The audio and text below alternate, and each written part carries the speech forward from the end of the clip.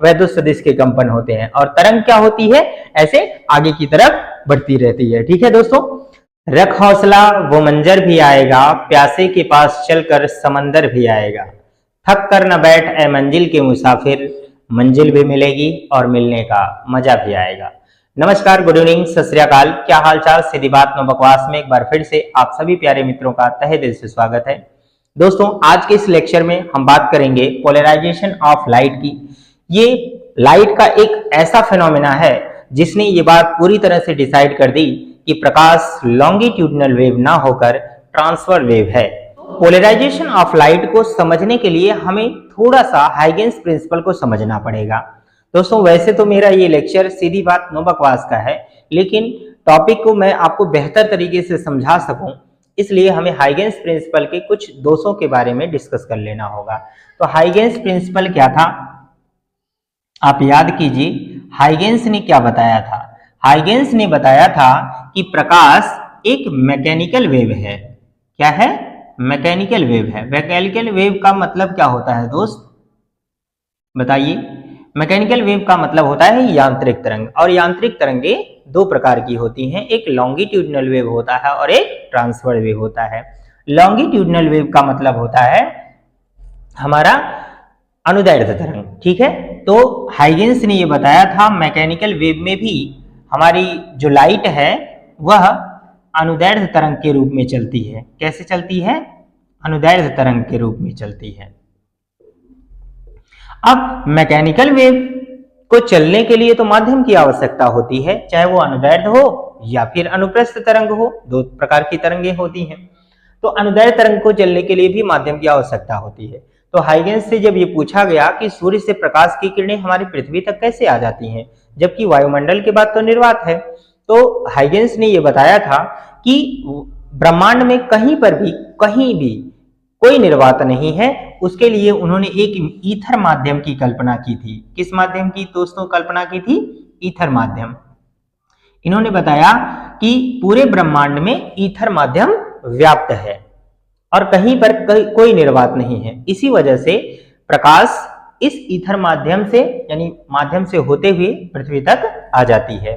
और उन्होंने ये भी बताया था कि अनुदैर्ध्य प्रकाश जो है अनुदैर्ध्य तरंग होती है। लेकिन बाद में कुछ और साइंटिस्ट आए और पोलराइजेशन ऑफ लाइट की सहायता से ये पूरी बात तय हो गई। पोलराइजेशन ऑफ लाइट की जो घटना थी उसने ये बात डिसाइड किया कि प्रकाश अनुदैर्ध्य तरंग नहीं होकर बल्कि क्या है? अनुप्रस्थ तरंग है। क्या है दोस्तों? अनुप्रस्थ तरंग है। तो आप ध्यान देंगे कि प्रकाश कौन सी तरंग है? अनुप्रस्थ तरंग। यही बात सही हो जाएगी। ठीक है, इसके बाद जब मैक्सवेल आए थे, मैक्सवेल ने भी ये बात प्रूफ करी थी। मैक्सवेल ने क्या बताया था? मैक्सवेल ने बताया था, अपने प्रयोगों द्वारा सिद्ध किया कि प्रकाश जो होता है वह एक इलेक्ट्रोमैग्नेटिक वेव है। बिल्कुल अनुप्रस्थ तरंग की तरह तो चलती ही है, बल्कि इलेक्ट्रोमैग्नेटिक वेव है। इलेक्ट्रोमैग्नेटिक वेव क्या होता है? इलेक्ट्रो का मतलब होता है वैद्युत और मैग्नेटिक का मतलब होता है चुंबकीय। यानी जो प्रकाश है वो वैद्युत और चुंबकीय तरंगों का एक मिश्रण है। आप 8th चैप्टर में पढ़े होंगे। इन्होंने बताया कि इस तरह से आप 3D बनाएंगे, 3 dimension, x axis, y axis और एक z एक्सिस बनाना है। तो इसमें वैद्युत सदिश के कंपन जो होते हैं इस तरीके से ऊपर नीचे ऐसे गति करते हैं, और चुंबकीय सदिश के जो कंपन होते हैं बिल्कुल इसके लंबवत होते हैं। शायद ये बात अच्छे से समझ में नहीं आई होगी। दोस्तों, हम ये कहना चाहते हैं कि इलेक्ट्रोमैग्नेटिक वेव में वैद्युत सदिश के कंपन यानी ये इलेक्ट्रिक वेव है और ये हमारा क्या होता है? Magnetic wave.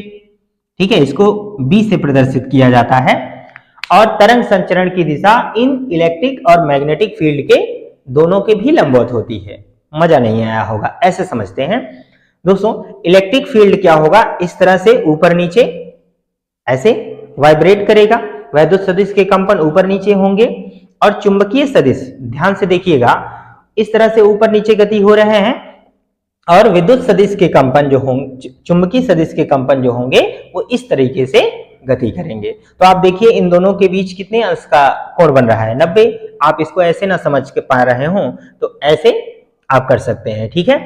तो ये हमारा क्या होगा, वैद्युत सदिश का कंपन जो ऊपर दिखाई दे रहा है, और इस तरह से चुंबकीय सदिश के कंपन होंगे, और तरंग क्या होगा, इसके सामने की तरफ जाएगा। तो तरंग संचरण की दिशा वैद्युत और चुंबकीय क्षेत्र के लंबवत ही होती है। और ना मजा आए तो आप इस तरीके से समझना, देखो हम यहां से क्या करते हैं, इस तरीके से करते हैं, थोड़ा सा डांस हो जाएगा, ऐसा हम करेंगे। तो देखिए कैसे, इस तरह से वैद्युत सदिश के कंपन आ रहे हैं, ऐसे दोलन कर रहा है, और ये क्या है, चुंबकीय सदिश का कंपन है। इस तरीके से अगर हम देखें तो इस तरीके से चुंबकीय सदिश के कंपन होते हैं और ऐसे वैद्युत सदिश के कंपन होते हैं, और तरंग क्या होती है, ऐसे आगे की तरफ बढ़ती रहती है, ठीक है दोस्तों। तो ये होता है हमारा इलेक्ट्रोमैग्नेटिक वेव। और इलेक्ट्रोमैग्नेटिक वेव में वैद्युत सदिश के कंपन और चुंबकीय सदिश के कंपन दोनों ही क्या होते हैं, वो एक दूसरे के लंबवत होते हैं, और तरंग इन दोनों के भी लंबवत संचरण करती है। तो ये होता है हमारा इलेक्ट्रोमैग्नेटिक वेव। और वैसे भी प्रकाश भी एक इलेक्ट्रोमैग्नेटिक वेव है। तो इलेक्ट्रोमैग्नेटिक वेव भी अनुप्रस्थ तरंग के रूप में ही चलती है। तो ये बात डिसाइड हो गई कि प्रकाश अनुदैर्ध्य तरंग नहीं बल्कि अनुप्रस्थ तरंग है। तो बस इतनी सी बात थी जिससे हम ये समझ पाए कि प्रकाश हाइगेंस का जो ये मैकेनिकल वेव का जो सिद्धांत था वो गलत सिद्ध हो गया, और अनुदैर्ध्य तरंग नहीं बल्कि अनुप्रस्थ तरंग है। मैक्सवेल ने भी इलेक्ट्रोमैग्नेटिक वेव की सहायता से भी ये बात सिद्ध कर दी, और प्रकाश का ध्रुवण भी ये बात सिद्ध करता है कि प्रकाश अनुदैर्ध्य नहीं बल्कि अनुप्रस्थ है। थोड़ा लेक्चर ज्यादा हो गया है, अब हम सीधे अपने टॉपिक पर आएंगे, प्रकाश का ध्रुवण। आप इसमें कोई ऐसी चीज नहीं है जो आप नोट करें, इससे पहले भी आप लोगों ने ये चीजें समझी होंगी, हम इसे इरेज कर देंगे। आप चाहें तो वीडियो को पॉज करके स्क्रीनशॉट ले सकते हैं। दोस्तों पूरा लेक्चर देखिए, मजा आ जाएगा, मजा नहीं आया तो मजा काट दिया जाएगा, ठीक है। तो सबसे पहले प्रकाश का ध्रुवण समझने के लिए हम समझेंगे कि प्रकाश का ध्रुवण होता क्या है। अध्रुवित प्रकाश को ध्रुवित प्रकाश में बदलने की जो प्रक्रिया होती है उसी को प्रकाश का ध्रुवण कहते हैं। अब हम पहले समझें कि अध्रुवित प्रकाश क्या होता है और ध्रुवित प्रकाश क्या होता है। तो पहला टॉपिक हमारा आएगा यहां पर दोस्तों, अध्रुवित प्रकाश। अध्रुवित प्रकाश, अध्रुवित प्रकाश, ठीक है। इसको अंग्रेजी में कहते हैं अनपोलराइज्ड, अनपोलराइज्ड लाइट। दोस्तों जितने भी हमारे साधारण प्रकाश होते हैं ना, वो सब क्या होते हैं, अध्रुवित प्रकाश ही होते हैं। इन अध्रुवित प्रकाश को हम ध्रुवित कर लेते हैं तो प्रकाश का ध्रुवण बन जाता है। अब अध्रुवित प्रकाश क्या होगा दोस्तों, इसकी परिभाषा हम लिख लेंगे। आप चाहे मेरे लेक्चर को सुनकर ही लिख लीजिए, या फिर मैं इस वीडियो के लास्ट में इसका आपको नोट्स प्रोवाइड करवा दूंगा। कैसे करवाऊंगा, वीडियो लास्ट तक देखना, तब समझ में आएगा। तो परिभाषा हम यहां पर बोल रहे हैं, पहले आपको यहां पर क्या करना चाहिए, परिभाषा लिखनी चाहिए। परिभाषा क्या होगी दोस्तों, ऐसा प्रकाश जिसमें विद्युत सदिश के कंपन तरंग संचरण की दिशा के लंबवत सभी संभव दिशाओं में पाए जाते हैं, उन्हें हम अध्रुवित प्रकाश कहते हैं। कहने का मतलब है तरंग संचरण की दिशा अगर ये है दोस्तों, तो विद्युत सदिश के कंपन इस तरंग संचरण की दिशा के लंबवत सभी संभव दिशाओं में रहेंगे। अब जैसे ही मान लीजिए कि मेरा हाथ है, ये तरंग संचरण की दिशा है, ठीक है, तरंग संचरण की दिशा है। तो एक पृष्ठ में बनाऊंगा तो इस तरंग संचरण की दिशा के लंबवत ये ऊपर भी 90 होगा, नीचे भी होगा, ऐसे भी होगा, ऐसे भी होगा, ऐसे भी होगा, सब लंबवत सभी संभव दिशाओं में होंगे। यहां पर हम क्या कर सकते हैं, एक ऐसा पृष्ठ बना लीजिए आप ऐसे, तो तरंग संचरण की दिशा के सभी दिशाओं में पाया जाएगा। ऐसे ऊपर नीचे भी हो जाएगा दोस्तों, ऐसे तिरछा भी हो जाएगा, या फिर ऐसे भी हो जाएगा, या फिर हम इसको ऐसे भी कर सकते हैं, ऐसे भी कर सकते हैं, ऐसे भी कर सकते हैं, या फिर जरूरी नहीं कि आप ऐसे आयत बनाएं, आप चाहें तो ऐसे वृत्ताकार भी सरफेस बना सकते हैं। इसके देखिए इधर भी हो जाएगा और इधर भी हो जाएगा सभी संभव दिशाओं में। फील ना आ रहा हो तो हम और सारे बहुत ढेर सारे एग्जाम्पल्स आपको देने का प्रयास करेंगे, ठीक है, जिससे आपको फील आ जाए इन चीजों का। ये तरंग संचरण की दिशा है और ये विद्युत सदिश के कंपन है जो तरंग संचरण की दिशा के लंबवत सभी संभव दिशाओं में है। आपने साइकिल का पहिया तो देखा होगा, रिम देखा होगा, तो उसमें अगर हम इस तरह से एक ऐसे रिम ले लें, इस तरीके से रिम ले लें, तो साइकिल की तीलियां इस तरह से निकली हुई होती हैं और हब में क्या कर सकते हैं, एक रॉड ऐसे दे दें, तो वो क्या होगा, तरंग संचरण की दिशा आगे होगी और उसकी तीलियां क्या है, विद्युत सदिश के कंपन है। समझ में आ रहा है ना? तो ये होता है हमारा आध्रुवित प्रकाश। दोस्तों परिभाषा आप लिख लीजिएगा, चाहे मेरे लेक्चर को सुनकर लिख लीजिए या फिर मैं इसका नोट्स आगे प्रोवाइड करवा दूंगा। ये है हमारा तरंग संचरण की दिशा, तरंग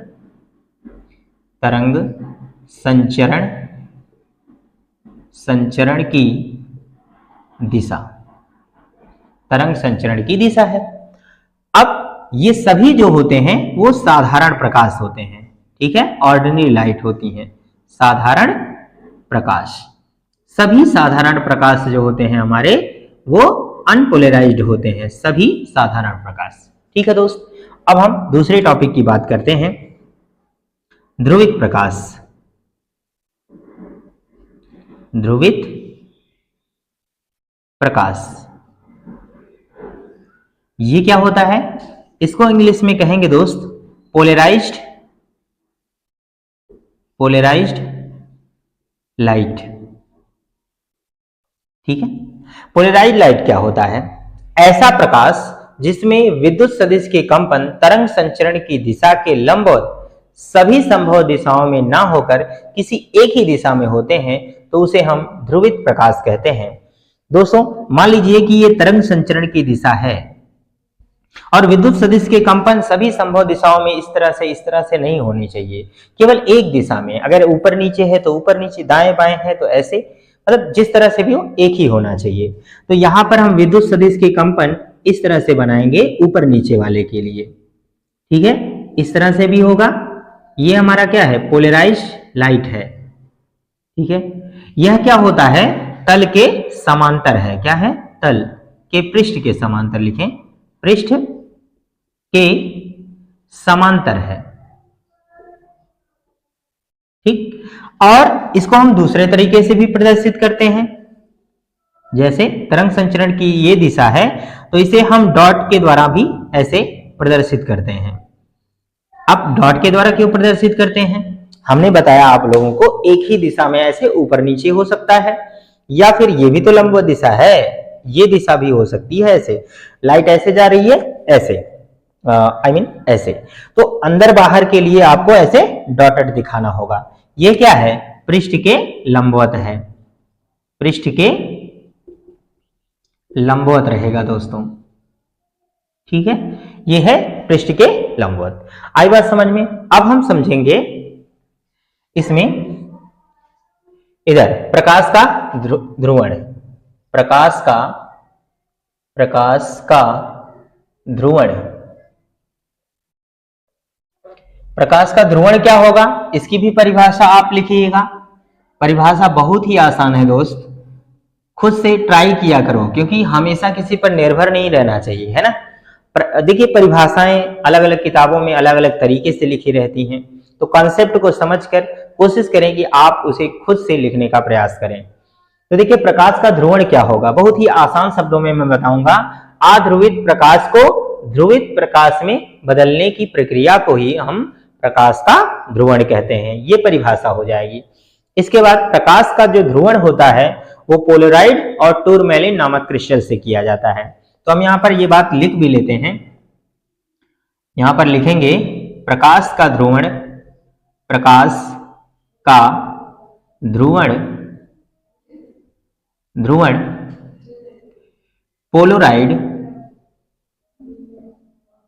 पोलराइड अथवा टूरमैलिन नामक क्रिस्टल क्रिस्टल से किया जाता है। अब कैसे किया जाता है आइए समझते हैं। यहां पर हम एक ऐसे लाइट्स की डायरेक्शन बताते हैं, तरंग संचरण की दिशा। मान लेते हैं कि यहां पर एक अध्रुवित प्रकाश इसके सिरे से ऐसे जा रही है दोस्तों, ऐसे बना लीजिए आप इस तरीके से। ये एक अध्रुवित प्रकाश है। अगर हमने इसके सामने इस तरीके से एक पोलराइड का क्रिस्टल लगा दिया और ये पोलराइड का जो क्रिस्टल होगा इसे हम एक ऊपर नीचे ऐसे झिर्री काट देते हैं। ये है दोस्तों झिर्री, ठीक है, झिर्री कटा हुआ है। तो अगर इस पोलराइड की एक खासियत होती है कि अगर यह अध्रुवित प्रकाश इससे गुजरेगा तो झिर्री जो कटी हुई है सीधे इस तरीके से विद्युत सदिश के कंपन है, केवल ऊपर नीचे वाले ही सीधे आगे जाएंगे, बाकी यह पोलराइड क्रिस्टल द्वारा अवशोषित कर लिए जाएंगे, जो इस तरह से बाकी के जो विद्युत सदिश के कंपन है वो अवशोषित कर लिए जाएंगे। तो इधर हमें कैसा प्रकाश दिखेगा? ध्रुवित प्रकाश, बस एक सीध में दिखाई देगा। तो ऐसा प्रकाश क्या है? ये हमारे लिए ध्रुवित प्रकाश है, ध्रुवित प्रकाश है। और इससे पहले क्या था? ये अध्रुवित प्रकाश था। तो इस प्रकार से हम क्या करते हैं, अध्रुवित प्रकाश को ध्रुवित प्रकाश में बदल देते हैं, ठीक है। और अगर हम फिर से इसको और चेक करना चाहें तो इस क्रिस्टल को अगर हम इस तरीके से यहां पर व्यवस्थित कर दें, इस तरीके से झिर्री ऐसे ही कटी होनी चाहिए, ऐसे यहां पर इस तरह से झिर्री कटी है। तो हम देखते हैं कि इस साइड पर हमें कोई विद्युत सदिश के कंपन यानी कोई भी प्रकाश दिखाई देता नहीं है, यानी प्रकाश यहां पर लिख लेंगे, प्रकाश नहीं जाता, प्रकाश नहीं जाता है, ठीक है। सभी प्रकाश इसके द्वारा अवशोषित कर लिए जाएंगे क्योंकि विद्युत सदिश के कंपन ऐसे हैं और झिर्री ऐसे कटी हुई है, तो फिर जाएंगे नहीं, इसके द्वारा अवशोषित कर लिए जाएंगे। तो ये था हमारा प्रकाश का ध्रुवण को समझने का। एक छोटा सा टॉपिक और कंप्लीट कर लेंगे कि पोलराइड का उपयोग क्या है दोस्तों, है ना। तो पोलराइड का उपयोग यहां पर लिखेंगे, पोलराइड का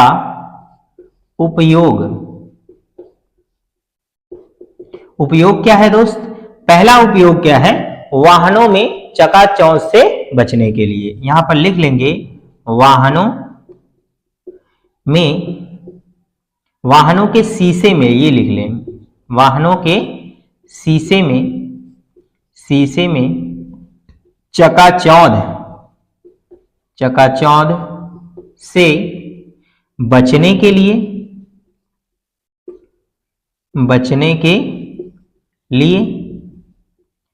देखिए, आप लोगों ने देखा होगा कि गाड़ी जो 4 व्हीलर्स होते हैं या ट्रक होते हैं, तो गाड़ी का जो आगे का शीशा होता है जहां ड्राइवर बैठा होता है उसके ऊपर ऐसे एक नीली पट्टी बनी होती है, ठीक है।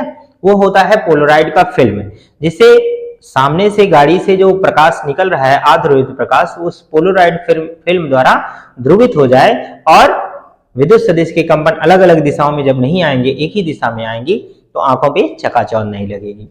तो ये है पहला उपयोग। दूसरा है बादलों के चित्र लेने में, बादलों के चित्र लेने में, बादलों के चित्र लेने में। अब बादलों का चित्र लेने से क्या तात्पर्य है?